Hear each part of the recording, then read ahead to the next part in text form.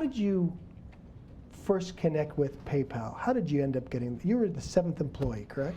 9th employee.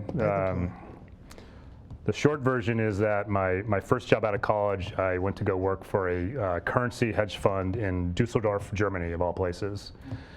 And about a year and a half in, I bumped into Peter because Peter was trading currencies for a large bank in New York City. And so this was October of 1998. And Peter had an idea at the time, which in effect was kind of the predecessor of what would evolve into being PayPal. And so he came out actually to Dusseldorf and pitched my boss on this opportunity to become what would have been the first investor in PayPal. But as these things often go, my boss thought it was a very stupid idea, which frankly at the time it kind of was. But Peter convinced me to quit my job and move out to Palo Alto and give it a go. And I was 24 at the time, and I didn't have anything holding me back. My younger brother, who grew up here and went to Saguaro, was just starting to play football at Stanford, so I figured kill 2 birds with 1 stone, give it a go. And I joke with my friends that the only thing that I've done that's been kind of semi-smart in my entire life is that when I met Peter, I realized I'd met a really, really intelligent person, and I was going to hold on for dear life. And so I'm still holding on. And that moment where there's a number of mergers here that turn into PayPal, but you end up with this talent pool that as a tech geek, I think is on par with the founding fathers of the country. And those are heavy words to use, but you have a group of leaders that went on to start and invest and support some of the biggest stories in technology. So what I really want to do is go back to that time before it's proven, where you've got the likes of these unbelievable talents. What was that like? So my other joke is that talk to young people about kind of the experience. And so if I ever were to write a book, the title of the book would be the dumbest guy in the room, with the subtitle, the trick is getting in the room. And so I think Peter's biggest skill, myself notably excluded, was as a hiring manager. So he hired just an unbelievable set of folks that made out our senior ranks. And then we merged. We did a shotgun merger with Elon's company very early on in our days, and Elon had his own amazing company. It was, because folks here, I'm sure everyone knows, as an entrepreneur, people always like to talk about with this revisionist history that you go from here to here and what an amazing ride it was, when in reality it's more like this, and each one of these is a near-death experience, and we had multiple near-death experiences. But I think the reason why we were able to survive is that we had a really talented team that was able to think laterally and get us through those experiences. What are the principles that were followed to find such talent and to be able to hire such great teams? So we hired just folks that had extreme intellectual horsepower that were best athletes. And so the average age of our team when we went on our IPO roadshow was 25 and a half, 26. And this was in 2002. It was in February of 2002. It was obviously post.com crash. And Martha Stewart was going to jail, and the Enron situation had happened, and WorldCom was happening. And all these guys that were across the table for us on the buy side, they're looking at us group of fresh-faced kids after they just lost a ton of money during the dot-com crash. And they're just shaking their heads like, we've already seen this, you already stole our money, what are you doing here? But we were able to kind of come together as a group. And going back to your question, it was just folks that were really, really smart, that came from a lot of different areas and backgrounds, that were able to kind of figure it out on the fly. And how do you tell if somebody's smart enough to be able to help you get to the next level? So when I interviewed with Peter and the other guys, the first 8 employees, I literally had 7 rounds of interviews to get my job, and I was the only kind of non-engineer, very kind of quant type background. I was basically the glorified, supposed extrovert sales type person. And so they're doing all these kind of, intellectual brain trick quizzes and types. And I'm just like, guys, you're not hiring me to do this stuff. You're hiring me to go out and talk to people. And this is not applicable to what I will be potentially doing for you. So that's probably where you got the job. And I could try to answer this brain quiz, but I don't know the answer. So let's go forward. So it was, ended up, I think just my persistence got me eventually across that finish line. That's awesome. With the talent and the connection of these bright minds, I can only imagine, in the things that I've read, personalities clashed, which is human nature. Right. What was the culture like in general? And was there a connection between success and culture? So the culture was pretty unique. I mean, we had a kind of a rule, and this is, I think, a general business rule, that if we hired someone, a senior person that wasn't working out, then you just kind of chop the head off and you move on. And so we had numerous people that unfortunately had to take place, but that served us well. And then we were merging with Elon's company. There's actually a book that's coming out in February that the author spent 5 years researching the whole PayPal story, and he interviewed 300 plus people, and I mean, it should be a very interesting book. But he'll talk about in great length that when we merged, the fellow who was put in charge of the merged entity was the former CEO of Intuit, and so he's still a good friend. But he was a proper adult that was coming in to supervise this asylum of young people, these crazy people. And we had a mutiny and threw him out within 6 weeks. And then Elon came in, and Elon's an amazing guy. He's a friend. Elon's obviously a brilliant guy. And so, but he ended up not being the best fit as a manager for where we were as a company. So about 3 or 4 months later, we had our second mutiny of the year, and Elon was kind of elevated to the chairmanship role, and Peter was brought in from the chairmanship role in to become CEO. And so it was, going back to your question about culture, it was just really intense. And so, but we'd started this product, PayPal, where we weren't charging for it. And so, we're running this company, and every single month we're just losing money hand over fist. We have this free product, people seem to like it, they're using it a lot, we're going like this in terms of growth, but we had to, at some point, kind of put our finger up in the air and say, okay, when do we start charging for it, and how much do we start charging for it? We have no idea. And so it was an intense time. And then, one of the things about the whole PayPal experience that people may not appreciate is that the majority of our time as a company was after the dot-com crash. And so it was really easy to raise money in 1999 and the first quarter of 2000, after which, not so much. And so you have this free product, and people seem to like it, and you're hoping that you have an inelastic demand curve to some extent, so that when you start charging for it, there's not this massive drop-off. So we finally started charging for it, and there was basically no drop-off at all, which begs the question, well, maybe we started charging for it 6 months earlier. But it was a very intense time, and with all those near-death experiences, it just kept everyone on their toes. I mean, there was no period of relaxation, as there never is with anyone that's doing something that's successful from an entrepreneurial perspective. Was there any communication with all of these bright minds who had ended up starting LinkedIn and YouTube and Tesla and SpaceX and Yammer and Yelp? Was there any discussion about, I've got something I've been working on?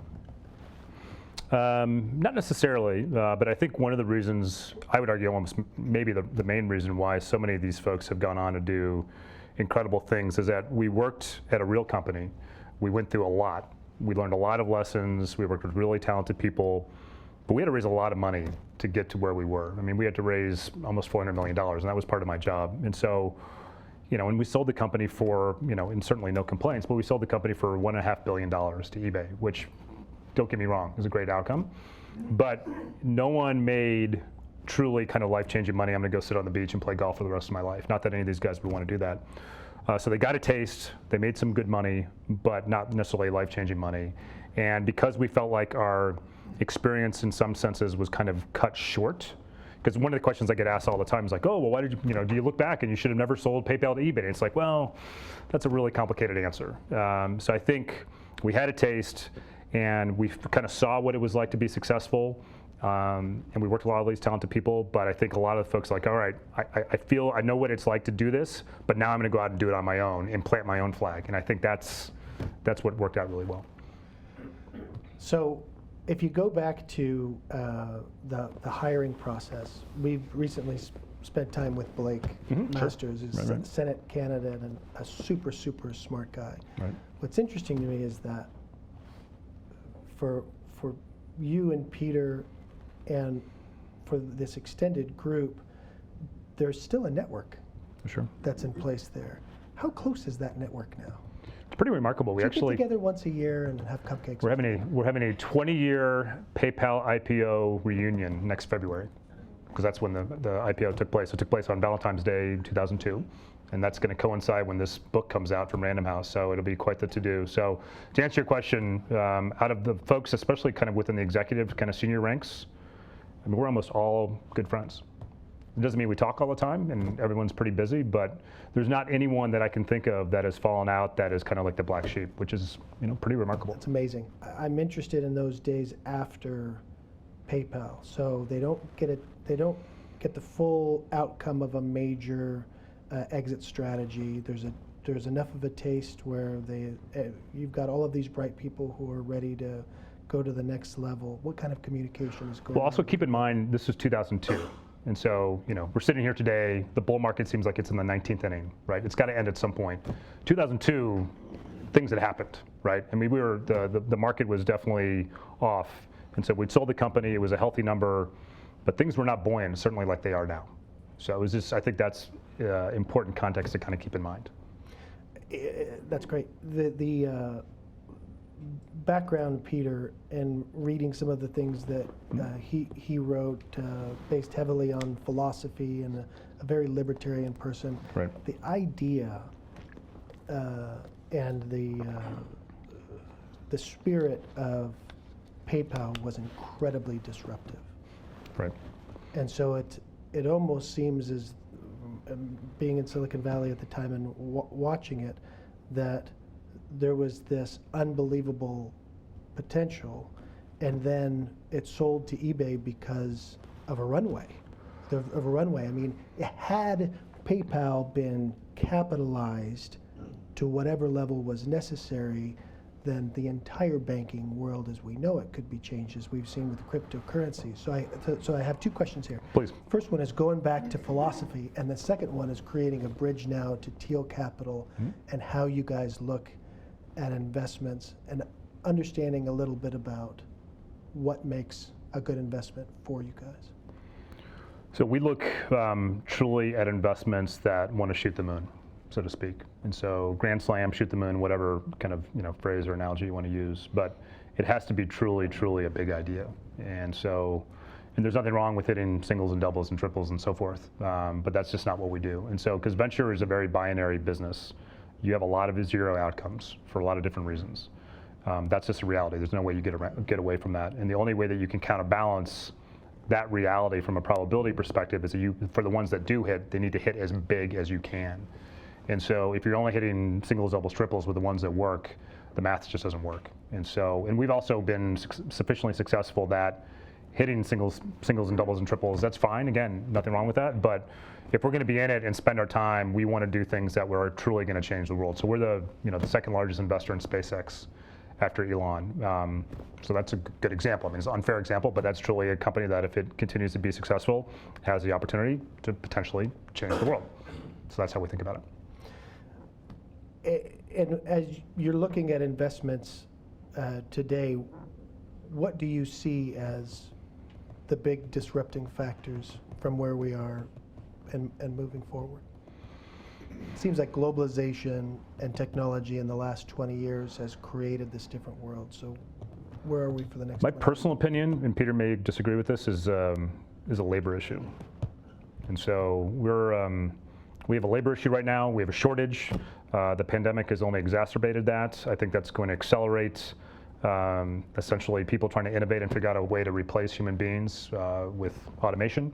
That's going to make, so it's almost like this vicious cycle that we're getting into that's going to only accelerate because people like us are going to throw money at it and hope to make money at it. So it's going to just make that path to automation that much faster. And so again, not to make the conversation necessarily political, but if people are getting paid to not work and hang out, that's going to take further people out. And so it's just going to make that vicious cycle get faster and faster and faster. And so where do we end up?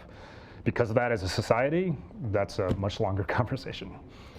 Are the qualities necessary for a good leader changing with the world changing around us? I don't think so. I think it's an open question whether if you're running a technology company versus running, say, an investment bank. And so I would argue that culture is still equally important in both places. So, the big banks like Goldman with David Solomon said, listen, you're coming back to work last September and culture is really important. And the only way that I can instill culture and teach culture to our young employees is if you're actually in my office. Whereas Google and Facebook and so forth, they're just kicking the can down the road, in my opinion, and allowing people to work remotely. And I think they're going to continue to do that for as long as they can get away with it. And I think the only time that breaks is that when one of those big groups says, okay, now you need to be back in the office, and does that become a competitive advantage or disadvantage? I don't know. I think it's an open question. But how do you teach culture if you're not actually in the office? And so maybe I'm just too old, and I can't understand how you teach people skills and what it means to work at this company and work at this brand if you're on Zoom all day long. I mean, maybe you could do that, but I'm 47. I don't know how you do that. Who are the people you've met and worked with, aside from Peter, that you've found to be inspiring, that you've learned leadership principles from? Interesting. So someone I've met relatively recently is Mike Milgren. And so Mike is, he's a bit of a storied past, but gotten to know him pretty well over the last couple of years. And This is the Bond guy? The Bond guy, and infamous Drexel Burnham, was indicted and spent some time going away. Super bright. Super bright, and has kind of reformed his life, and he continues to be extremely successful. He runs the Milken Institute, but he has given so much money to nonprofits that have literally changed from a medical perspective, because he's a cancer survivor. Just really he's truly changed the world and continues to do amazing work. So he's the person that probably comes to mind quickest to that question. Can you tell us a bit about your fund? Sure. Here in Arizona? Yeah, this is not meant to be a shameless pitch, so as a disclaimer. But we put together what will turn out to be the largest venture capital fund here in the state. It'll get announced probably at the end of January. It'll shake out to be somewhere between $75 to $100 million. The premise is that here in Arizona, there are plenty of sources of capital for an angel or seed round of financing, so to get a business off the ground and get to post revenue and prove product market fit and all that kind of good stuff. Where the ecosystem, in my opinion, breaks down a bit is for that next check, so that Series A check.